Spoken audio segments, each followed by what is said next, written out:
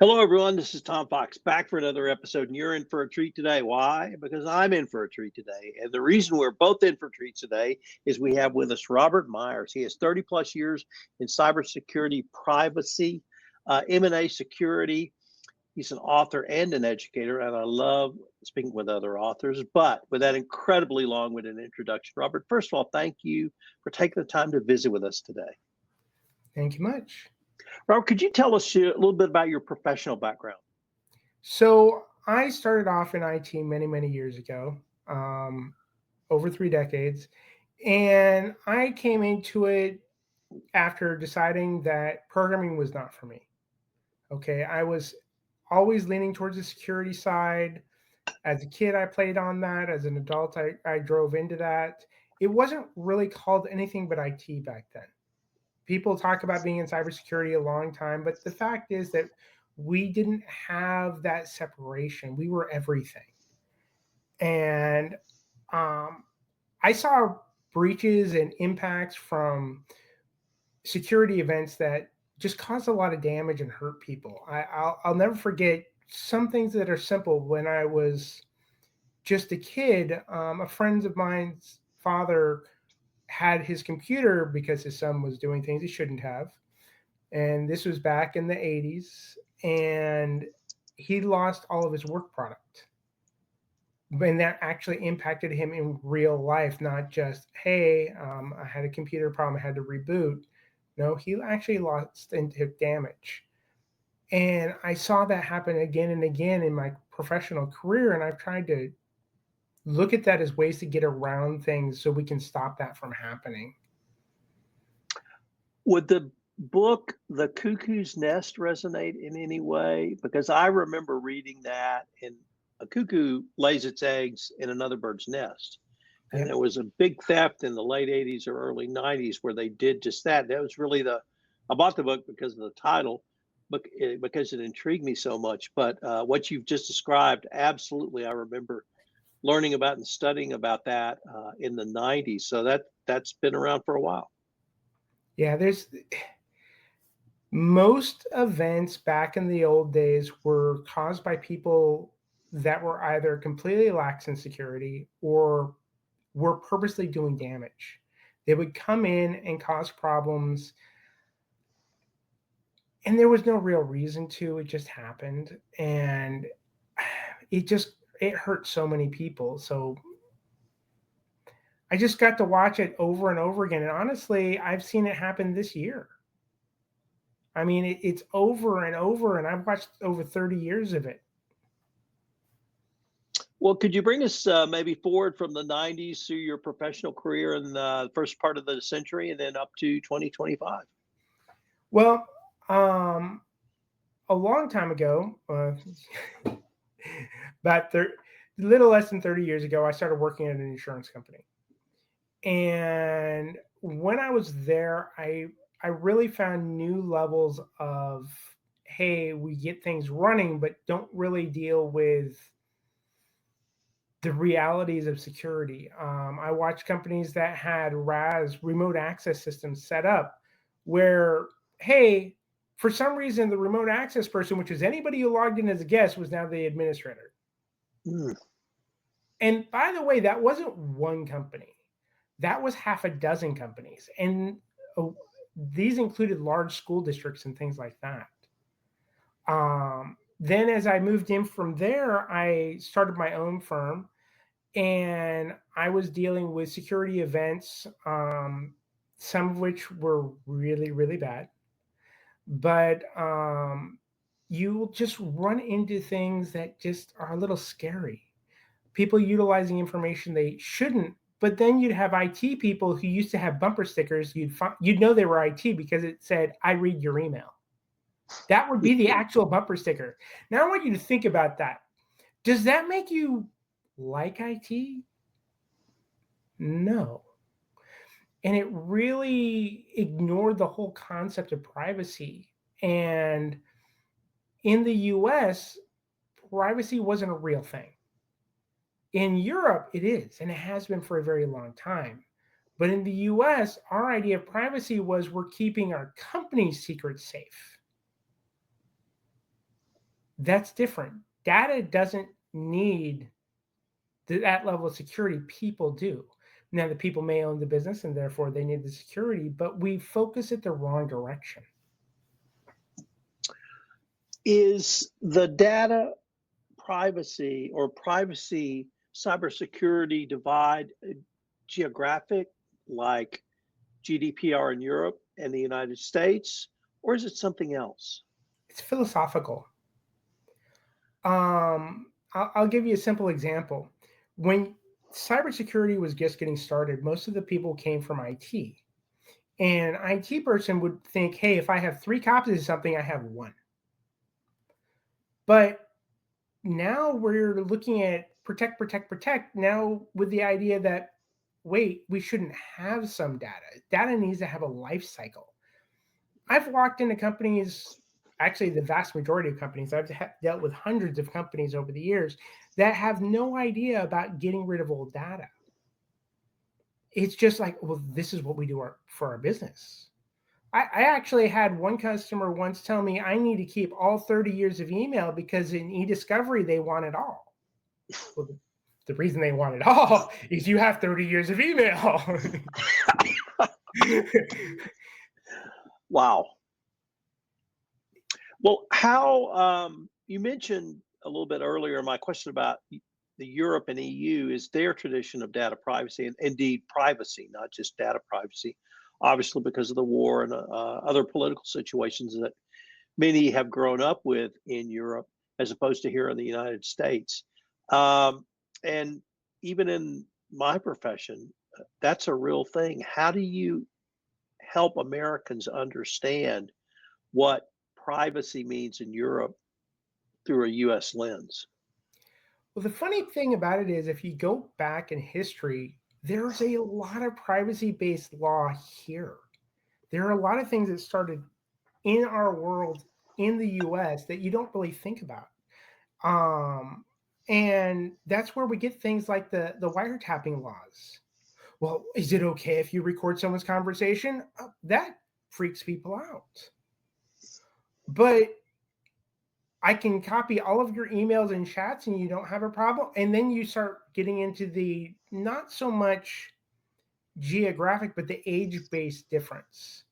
So the younger generations in the US tend to have a different view of security and privacy than older generations. It's very generational based, not just subcultures or cultures, but also generations.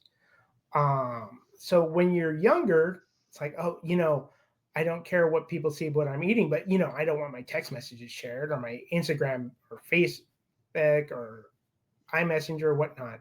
That's a completely different story. So it's an interesting twist. And so when you try talking to people in the US, you have to get them thinking about what's important to them. What is it that they care about? What do they want to protect? Instead of being generally secure, but with odd openings. Like in Europe, when you have a breach, you're not reaching out to the individuals who were breached. You're reaching out to the government organization to tell them there was a breach. That happens in California. You have to reach out to the actual breached person. It's a different view. Their privacy is very government centric, whereas in the US it's very personal centric. It's an odd mixture. I mean, CCPA technically is stricter than GDPR. What we've talked about sort of IT and your role growing up there and how IT has gravitated over towards some of these other areas. What's the role of either senior executives or even the board of directors? Is it to set a broad policy and have someone like you help implement it, or is it something different in this arena? This is where we run into the biggest problem. When you start getting leadership involved, you start talking about roles and responsibilities. The problem is that we tend to put the role on cybersecurity to handle privacy, but the responsibility goes to legal. I was at an ISACA event once, and I think there were 4 CISOs, and they were all asked about what they had to do for privacy. And they went well into it. I have to do this. I have teams that have to learn to figure out this. And their pain points were interesting because their pain points were, one, they did not actually own privacy. So they had no true authority, no budget, anything like that. It was just layered on top of cybersecurity. The owner was the legal department in all 4 cases. So there wasn't a lot of communication going through. So what you ended up happening was you had people who weren't trained in it, who had no background in it, had to create and enact when legal owned it, but didn't really get involved in that. There needs to be a steering committee in most cases that has both cybersecurity and legal teams working together.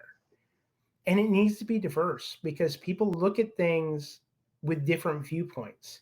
Have some younger people, have people from different backgrounds, have them all in that committee so you can actually create policies that make sense.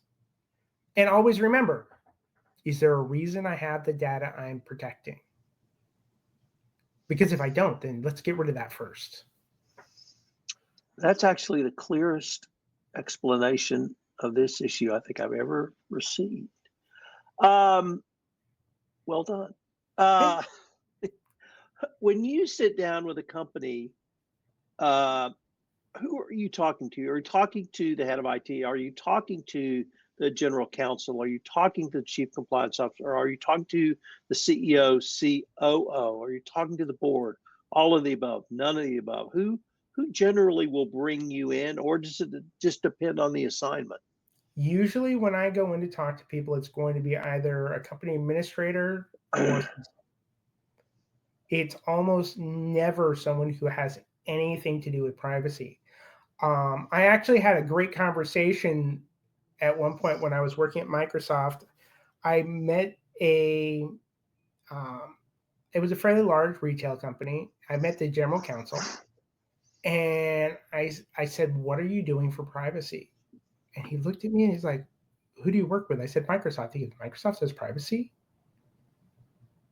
Well, yeah, everybody does privacy at some point.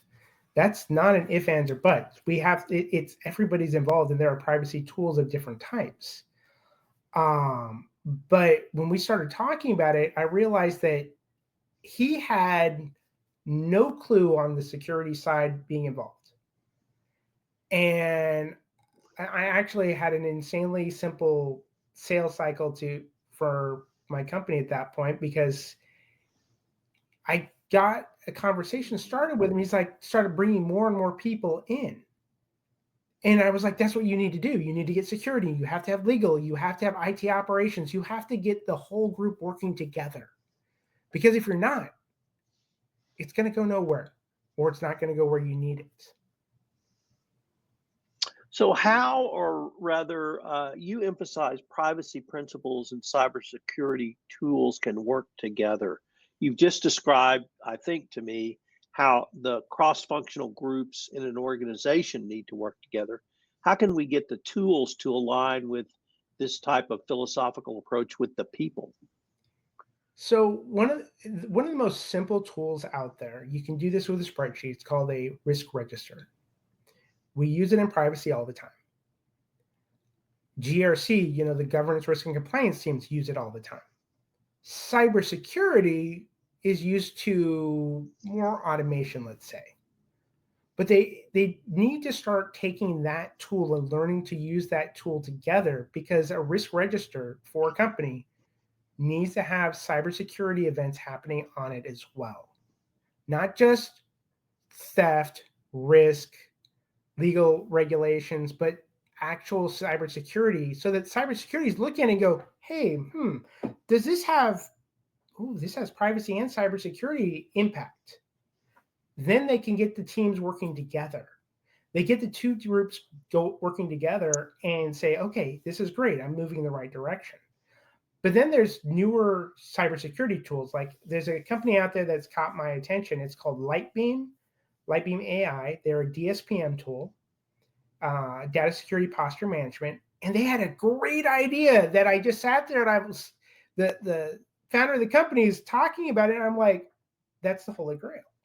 And he was kind of surprised I was so enamored with it, but it was normally what a data security posture management tool is. It looks for areas that can be breached, okay, and tries to put those controls in place. But in cybersecurity, there's an old saying, assume breach. Breaches will happen. I don't care how good you are, they will happen. Well, his tool said, okay, a breach happened and we've identified where it happened. Great. And the tool was designed to identify the data owners, who was impacted by the breach. Not the users of the company, but who owns the actual data. I just sat there and I'm like, you just made a tool that can save a company millions of dollars and let the right people know they've been breached. Because you know how it really goes is, hey, this company had a breach. Send all 500,000 customers a notification and offer them free credit counseling or whatnot. This says, hey, these 15 people were breached. I can have a real response now, not a generalized response. Joe, your data was lost. Tom, your data was lost, potentially. That changes the whole world. That's a cybersecurity tool working in privacy. Normally, it's the other way around. Privacy tools working in cybersecurity. I understand you're working on a book around agentic AI, and I wanted to hopefully that's right. Number one and good. Then I wanted to ask if we could turn to that topic. And how do you see autonomous AI systems challenging current privacy and/or security models? So, agentic AI is interesting because when you create an agent, it changes the rules for AI. Okay, it just changes it. And when you're dealing with privacy data and security data and identity data, it's impacting all three. Okay, identity is who I am to do something. You've got privacy data, things about me I don't want to share. And you've got cybersecurity, which tries to enforce that all. Okay, but with agentic AI, its agents are autonomous. They act without asking. Okay, that's the big issue. The first issue. Then you come in and realize that they obscure accountability because the fact of the matter is most agents are made for agents. They're not made for people. So, for example, I took an introductory class on writing an agent. Okay, great. I made an agent. And then I made 3 agents that it talked to. I only interacted with one, but there were 3 agents out there dealing with data that have to come back to me somehow. So they're obscuring that accountability. And they're utilizing data at prodigious rates. So they're a completely new threat surface that we're not really looking at, that we need to change how we're doing things. And they tend to break privacy by learning too much. So when you tell something to go look and you don't get the guardrails in the right place, it looks in too many places and gets too much data. So this is going to cause us to redefine how we talk about consent and lineage at some point. Technically, it should have happened 5 years ago, but we're always behind on this. I'm just going to tell you. So right now, my book is aimed at becoming a field guide for cybersecurity and privacy when it comes to agentic AI, because we need to rethink how we're doing guardrails. Just that simple. You are the first person I have visited with over 5,000 podcasts who works at Comic-Con. And I'm going to say the Comic-Con. For those who may not understand what the Comic-Con means, it means San Diego Comic-Con. There's lots of others, but there's only one the, and that's San Diego. Tell me about that love for Comic-Con. So I got involved about 40 years ago at Comic-Con, and I've missed one since, and only one. And it's just, it's a beautiful thing to go to because there's so much going on, so many different creative people, different ways people are doing things. It reminds you that we're all different, but we're also all having fun. And I started working with the volunteers there. So the group I work with is volunteers that are disabled, not volunteers for disabled, but volunteers who are disabled. Because I will find you a job to do, and the team I work with will find you a job to do if you want to help Comic Con. I mean, it is actually a nonprofit. It doesn't make a dime. It's there to be for fans, by fans, and it's exciting. Something that I absolutely love. And it's next week, you know.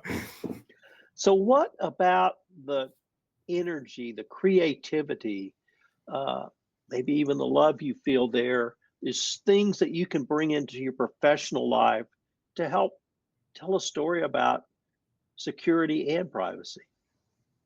In a lot of ways, you tell stories like you've read comics or you watch movies.